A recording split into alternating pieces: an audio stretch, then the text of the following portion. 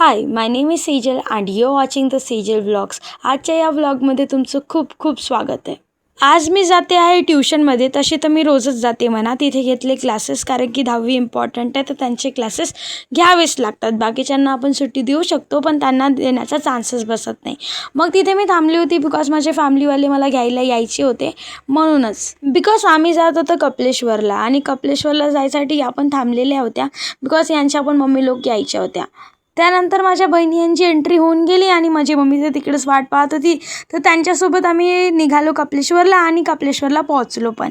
तुम्हाला असं वाटत असेल की आम्ही कपिलेश्वरला का बरं गेलो? बिकॉज ज्या पालखीमध्ये आम्ही काल गेलो होतो त्याच पालखीचा आज ते महाप्रसाद होता कपिलेश्वरला. सो महाप्रसाद ते म्हणतात ना, जिथे फुकट तिथे आम्ही प्रकट. तर तीच परंपरा पुढे करण्यासाठी आम्हाला जावंच लागेल, नाही तर चांगलं नाही होणार.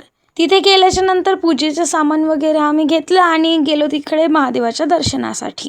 आम्हाला असं वाटलं की आम्ही कपिलेश्वरला लेट जाऊ तर आम्हाला थोडीशी गर्दी कमी मिळेल, पण असं काहीच झालं नाही. उलटी तिथे गर्दी जास्त होती. मग तिकडे बायांची रांग खूप मोठी होती, तर या घुसल्या माणसांच्या रांगामध्ये आणि तिथून पण त्यांना हटवण्यात आलं. मग ही ताई लहान लहान मुलांना टिक्के लावून देत होती, तर तिथे जाऊन आम्ही पण टिक्के लावले.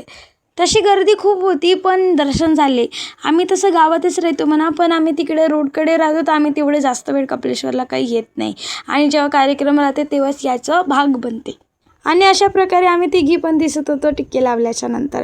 मग त्यानंतर आम्ही खाली आलो आणि तिकडे पण सगळे देवांचे दर्शन वगैरे घेतले आणि मस्त त्याच्यानंतर विठ्ठल रुक्माईच्या मंदिरामध्ये गेलो. काल आम्ही कपिलेश्वरला गेलो होतो, तिथे ताला वगैरे लागून होता, पण आज आमचं दर्शन झालं.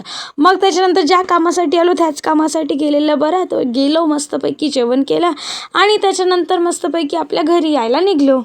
भेटू नेक्स्ट ब्लॉगमध्ये. तोपर्यंत बाय बाय.